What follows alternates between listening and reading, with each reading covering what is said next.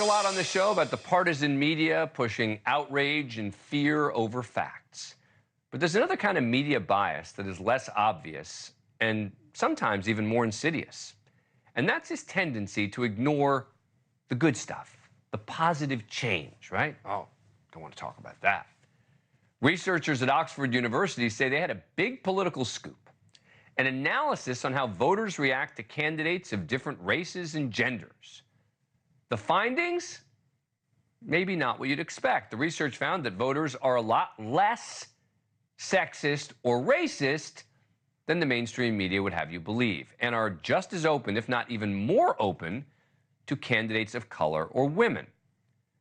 But that doesn't fit with the prevailing media narrative. One of the researchers even took to social media to call out reporters for not covering it. Quote, "Though a bunch of journalists were interested initially, many didn't publish references to our research. One journalist of a very highly esteemed newspaper even literally said to me, 'People aren't interested in good news.'" Well, we are. The analysis from the Oxford team was a review of more than 40 other studies, all except 2 done in the U.S. So 300,000 plus politician profiles, and it concluded that overwhelmingly, voters do not discriminate against minority politicians, and that women and Asian Americans even have an advantage compared to male and white candidates. Researchers saying, quote, "The results show that voters do not assess racial ethnic minority candidates differently than their majority white counterparts. And in particular, for black candidates, the research analysis finds voters do not assess black political candidates differently than majority white candidates." They also said that a meta-analysis on gender demonstrates that voters assess women candidates more positively than men candidates. So why is the media ignoring what I would think is a big political story?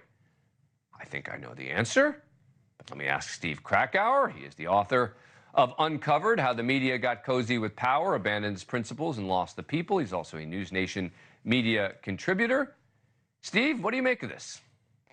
Well, Dan, I think the answer kind of lies in the introduction you just did. Why are most media outlets, whether it's TV or print, not covering the study, but you are? I think the reason is because this show and this network is not buying into the partisan divisiveness that is pushed by many in the media. That conflict is the business model for so many. And when you have studies like this that kind of pour some cold water on the idea that actually everyone in the country is mad at each other or is racist and is sexist, and it actually says, well, maybe not. Maybe people are actually getting along a little bit better, and maybe people are not as bad as we're portraying them, or the caricatures that we're portraying them.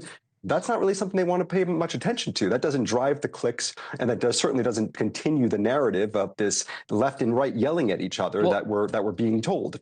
But the study also shows that Kamala Harris's race and gender could actually be an asset, not a burden. Right. There may be increased levels of what's called in-group voting by both blacks and Asian Americans, which the researcher factors in as actually benefiting Harris's identity as biracial and black and Asian. I think that maybe that is also something that is just a hard topic for, in particular, many in the left-leaning media to discuss the possibility that maybe it's even an asset. That it helps, yeah. And I don't think this is very surprising to the average person who lives in this country and doesn't think of politics as a hobby and doesn't spend all day, doom scrolling on X like I do, and probably doesn't even call it X, and maybe they call it Twitter. Maybe they don't think about that at all.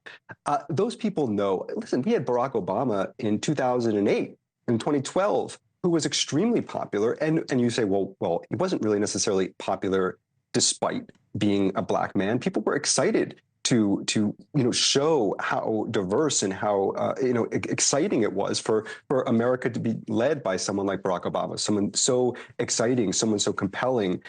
So I think we inherently know this, and we've known this for a long time. But again, there is this new push. I think that's actually maybe even more so in the last 4 or 5 years, that actually, oh no, we need to just focus on race and gender in a negative way, and not necessarily in the, as you mentioned, the study shows, and it's a meta-analysis, that's actually maybe the opposite of how a lot of people think about this issue when they're not sort of bogged down by the politics of it.